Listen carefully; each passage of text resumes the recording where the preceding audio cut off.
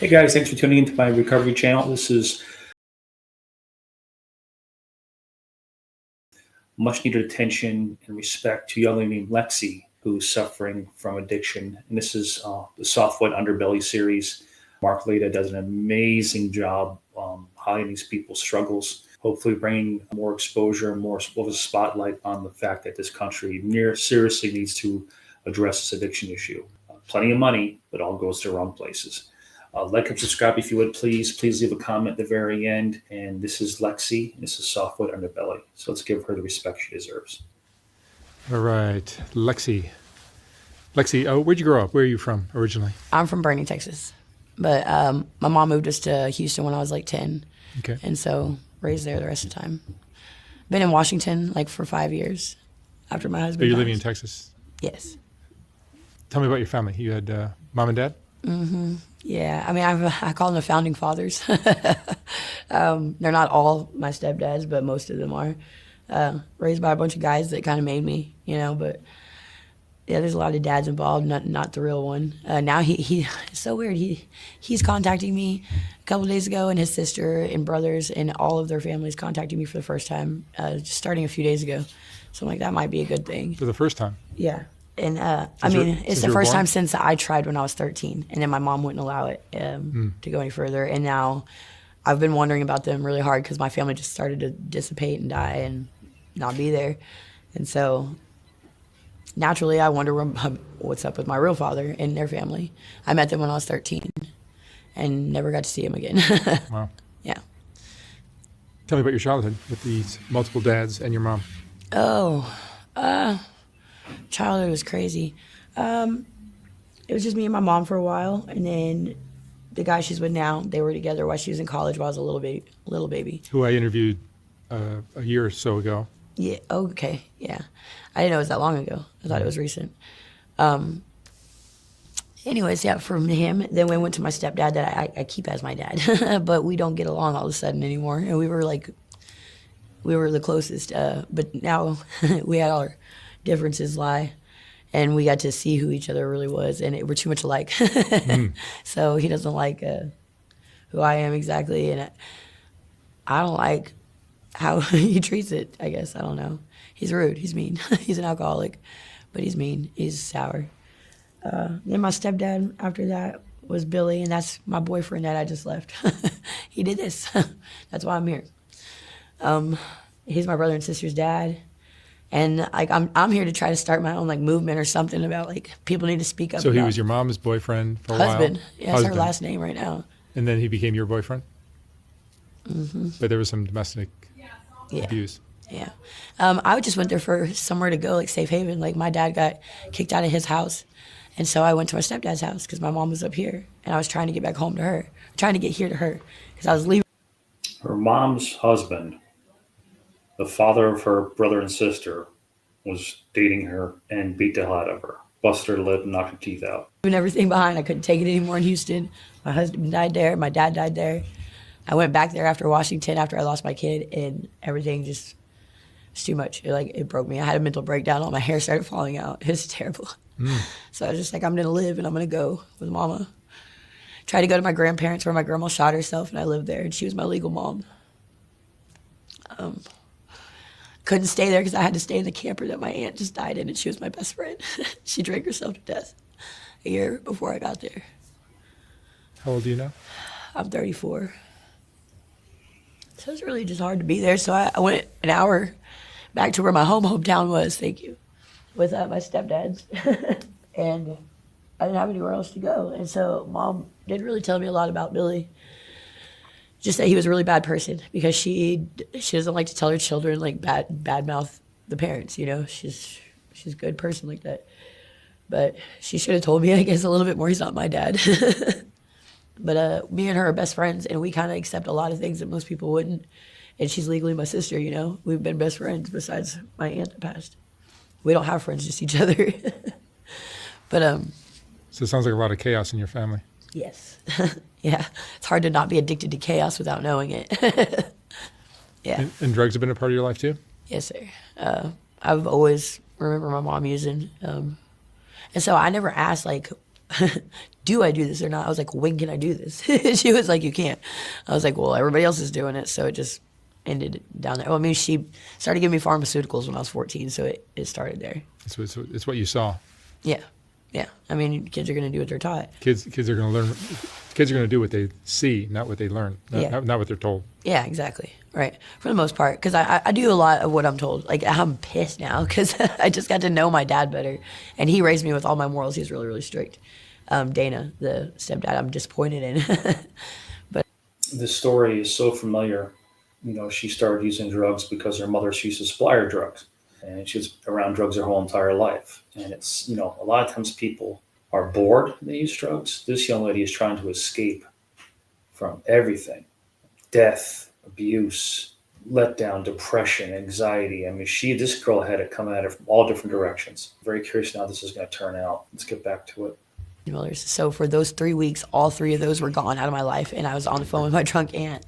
And she's like, I'll send you money for a bottle. I'm like, okay, I'm going to ride my bike. And she's like, no, drive. I'll stay on the phone with you, make sure nothing happens. That didn't help. So I accidentally, I went the wrong way down a one-way, almost hit a cop. Didn't even know I almost hit the cop until they pulled me over and told me. But I freaked out when I saw the lights behind me, and I just kind of ran across the red lights, 3 of them, very dangerously, I guess. Then I went down the highway some, and then they come out guns a-blazing because I got scared, and I threw my cowboy hat on. I had 3 bottles of whiskey that day. That's what I do more than anything is drink. I threw my cowboy hat on and said, you got me, and I laughed and then got tackled.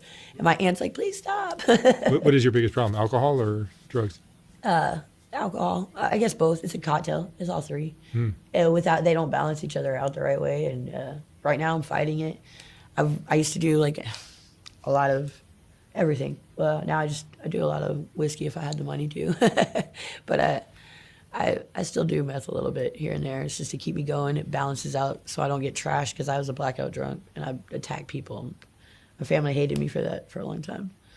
So I can't cut the liquor out quite, and I have to do enough of that to keep it right on blackout. So Emotionally, what do you deal with most? Is it anger? Is it depression? Is it anger? anxiety? But I mean, they're all secondary emotions, right? So I'm trying to deal with just learning my emotions in general, where does that come from? Where does it stem from? And I think that's my biggest challenge because it's all emotions. It's all of them. And I have really happy days. I'm always happy. Every day I'm happy, but I hit hard anger every single day. I have a bad anger issue. I don't know why. I just get so frustrated. And I'm not mad at anybody. I'm just mad at life. Is there anything like bipolar or anything like that going on? No? Multiple personality disorder, but That. yeah. I don't think it's that intense. My doctor doesn't either. It's I hear a lot of stuff in my head, but she said it makes perfect sense of me understanding myself. It's me. It's all me at different subconscious age, levels. Because if your mind is completely different at different times of your life, and we all fight with each other. I'm just trying to think of everything I've been through so I can play the tape all the way through. What kind of teenager were you? I was a dancer. had a scholarship. Didn't break any rules. You graduated high school? No, I got my injury 3 months before, and I got married and moved. I dropped out, got married, moved to Dallas, started a business. Yeah, biggest mistake. You've been in love before? Yes, yeah, three.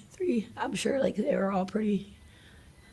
I mean, my husband was a different kind of love. He was my best friend since I was 13, and he died when I was 26. So that's the hardest for me. But That's a hard setback. I mean, in love, passionately in love, yeah. And I lost him to drugs too. He's still alive, but he's not there. I was supposed to take him from Texas if I left, and I tried to, and he just wouldn't leave. I was like, I'm sorry, I gotta go then. So maybe I'll get out of there. My first husband is my best friend, and I'm still in love with him too. We were just homeless together for his first time homeless, last year. Christmas Day, we were at a campsite in Bryan, College Station at the lake, and it was pink. It was awesome. But I had to go to see my kids, so I couldn't get a job there. And if I went back to my abuser, he pays me $19 an hour, and I'm a contractor. What do you think would help you most, a rehab or?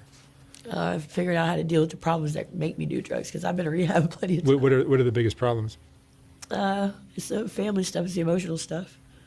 Just trying to get a grip on that. I have to either set a boundary of keeping them at a certain, which I get pushed over by it because I desire it. I'm a hopeless romantic with my family even.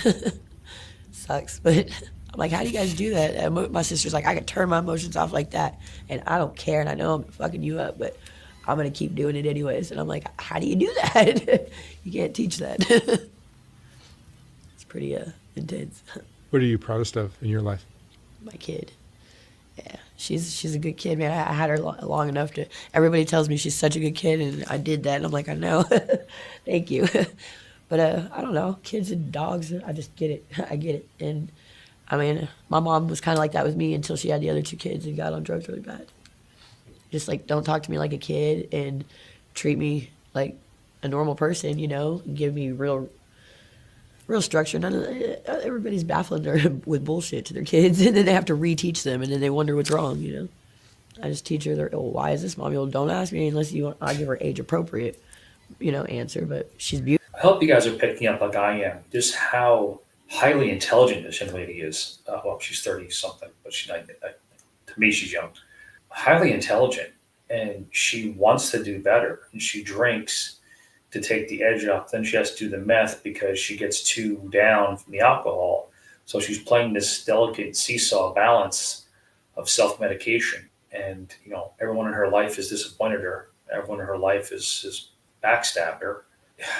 It's tough to watch. It really is tough to watch. But this is humanity. This is this person who has a soul, who has a heart, who has free will and a spirit. And every life is valuable. And we see too much. We see too many lives being thrown away to drugs or alcohol because they feel like they're done. They have no worth. They're worthless. This is a person who has worth. She has a child. She has a daughter that probably looks up to her and she's very proud of. But never think for one minute these people are intentionally giving up on life because they're being held hostage by the drug use. Beautiful because I just didn't lie to her. The world ain't fucking that pretty, baby. It's gonna be really ugly. Expect the worst and hope for the best. And she's never upset. She's so beautiful. She's so happy. She's not expecting anything out of the ordinary to come because she expects it to be crazy. You know, she knows Daddy died. He's an angel now. He didn't choose that. We don't ask God why he does what he does, you know? So she says it all happy when people are like, where's your dad? Oh, my dad's an angel. I'm like, whoa. But yeah, she's like, she'll leave me TikTok videos. You have to help your parents. You have to do your chores, do your homework. Oh, she's just a very good kid. I was very strict with her, but I was very kind to her. So, yeah, I don't know. It's a very good balance there. What was the roughest part of your life? Losing your husband? And Yeah. being homeless after that can't be a party either. It's that's probably this time around for sure. But yeah, all the times homeless have been really rough. Yeah. What was the best time of your life? In Washington, whenever Chance and I met, the dude that's on drugs now. It was my mom and Billy's best friend. They introduced me to him. He's a little bit younger than them, but we're only like 12 years apart. We still talk all the time. We're best friends, but he's stuck in a really unhealthy self-induced psychosis and drugs, and he still thinks that I'm like stalking him outside of his house and his neighborhood. He's just crazy, just like the last guy. Same thing. That's why he did all the teeth thing. I called the cops on him 3 times. They won't do anything about it. My mom had to come get me out there, and she was scared to even to talk to him because she was abused by him. She was choked out by him really bad, and I was too. He like choked me till I had a seizure. I don't know. If you had your life to live all over again, what would you have done differently? And knowing that everything I know now, everything probably. I know now, like now when I'm in my late 30s. I'm seeing how important all those decisions are, you know, and I'm trying to tell my baby sister, like, you got to stop acting like that, you know, and she's just running amok right now, calling me all kinds of names, and she was sober when she came to live with me and Billy, and now she's 6 years sober, and she was the worst addict, just like mean, ruthless, slinging, beating up gangsters. She didn't care. I was, I guess, human sex trafficked when I was younger. Not too much younger, 20s, but I called my parents to come get me. I got one phone call through, and my sister showed up with a baseball bat, 14 years old. Mom would drive the truck. He got out. They whooped up all these people and got me in the truck and took me home. But she's a beast. Then she got with this guy and she moved away and cut everybody off. My dad died because I did the same. And then Eden did. And then Caleb had his own kids. And the same happened. He had a massive heart attack alone and died. That was our stepdad that we all consider our dad. He was the one. He was our dad. He was the third dad, I believe. See, Billy. Lexi, what would you say is the most important lesson you've learned in your life? I don't know. I'm having problems learning my lessons, I think. They're reoccurring. I think not standing up for myself or what's right, not letting people talk to me like men the way that they do, or catering to them, you know, thinking that it's going to pay off one day. And drinking alcohol, not realizing, not justifying to myself that I would be able to keep my kid through the CPS case if I drank. That was the biggest mistake I've ever made. And I would, if I could just do that one part over again, I would have all the strength I needed. For some reason, I couldn't get it then, and I kept lying to myself. And I've been sitting on that the last few days really hard. So, yes. And you're currently, what's your situation currently with alcohol?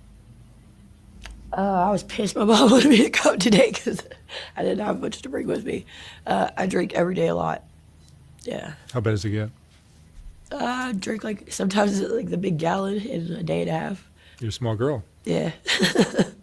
Been doing that since my aunt drank herself to death. I hadn't drank whiskey until then. I quit for a while. Until then, I just drink beer and stuff.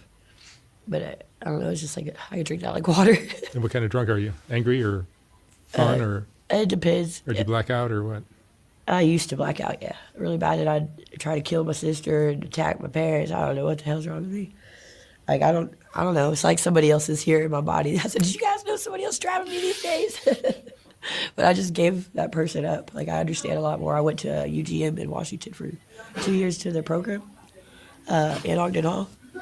But they gave me a good Christian foundation on how to start my life over. And so I've stayed on that, you know, keeping that that's my main goal, is to stay with what they taught me. They took all the secular music away. They made me go to classes, theology, creation versus evolution, 8 to 4, 5 days a week, just like school for 2 years. Lived there, drug tests every day, no guys. It was a good thing. I want to go back, but I just don't think I have it in me. It was really, I wish I would have thrown all this away because it was really hard to get there. But I was completely sober for 5 years when I met Chance. Yeah. And he was sober for 9. Were those good years?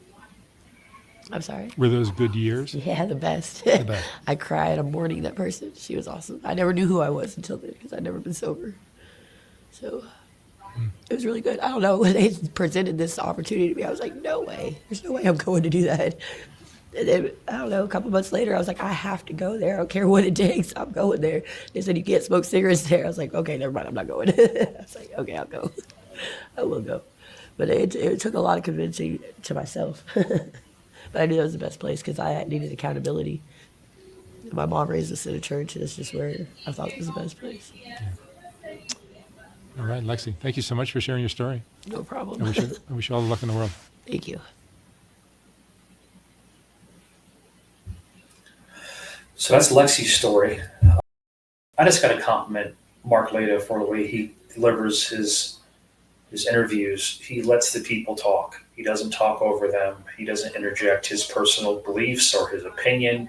The star of the show, the sole focal point of what he's there for, is the addict or alcoholic, or the subject matter behind the talk they're talking about. And that's what I love about the way he just lets them talk, because they deserve respect. They deserve dignity. They deserve to have their say.